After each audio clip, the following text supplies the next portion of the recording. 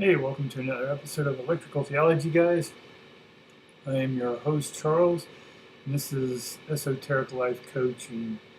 And if this is your first time to the channel, I'd recommend going back to a lot of the videos before in the early stage, and I go into the explanation of esoteric. It just means information from within or hidden secret. It's not to the public, but yet it's an internal representation of who you are. And we talk about the ions, energy, electricity, and a lot of other esoteric names given to basically what is all things. And what is all things? All things is imaginary. And what do I mean by that? I'll tell you.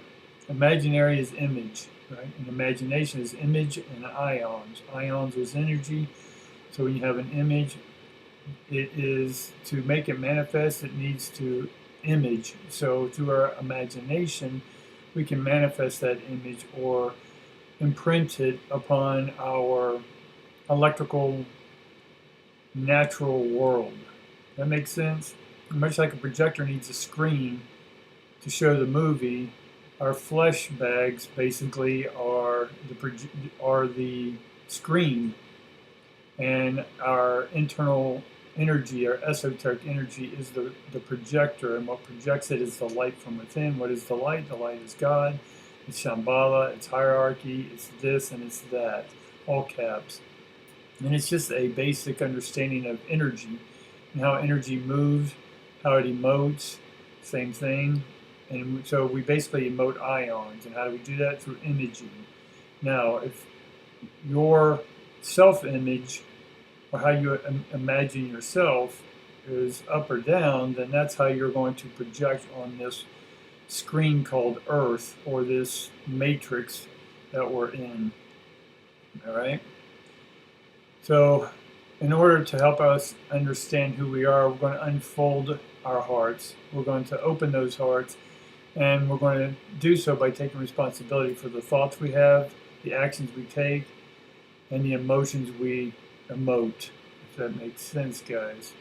So once you take responsibility for that, then you have a better understanding of how to project and manifest and communicate what it is you want in this world. And so we're still on self-awareness and self-worth, image, esteem concept. Today we'll talk about image a little more.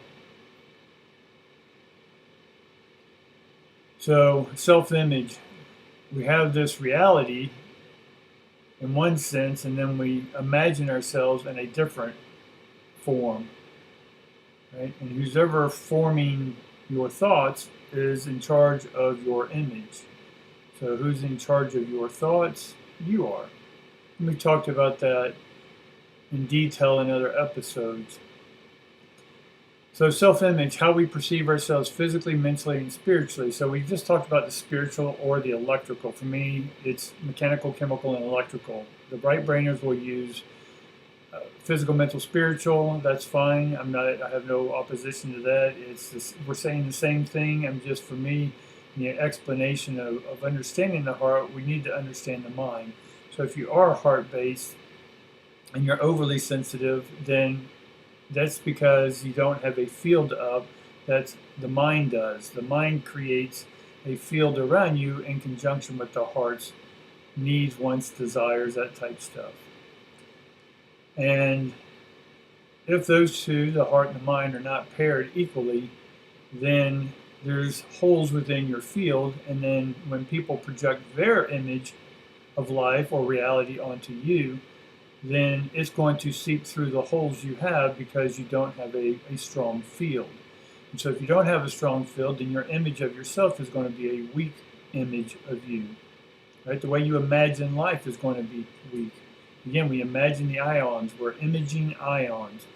Right? We're projecting, we're imprinting through impressions of our thought wave forms onto this projector called Earth, this matrix, whatever you want to call it. The simulation. There's a million names we can get into, but it all comes down to is how do you see yourself? How do you want to see yourself? The way you want to see yourself is how you see others, right? Without comparison or judgment. And so I can look at others and say, wow, that person dresses really nice. I would like to dress that way, right? Not that I'm trying to be them, but I just like the way, the style, the clothes, all that stuff. I like that. And so what kind of car do I drive? What kind of house do I have? What kind of life do I want? Right? When someone says, hey, what do you do for a living?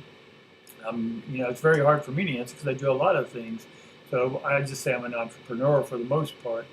Uh, and that has an image. Some people have an image of what entrepreneur means, right? Or nurse or doctor or lawyer. Everyone has these images that when you say something, that their mind immediately grabs hold of that and they have an image of what that is, and then they're going to react or respond directly or indirectly to that uh, definition.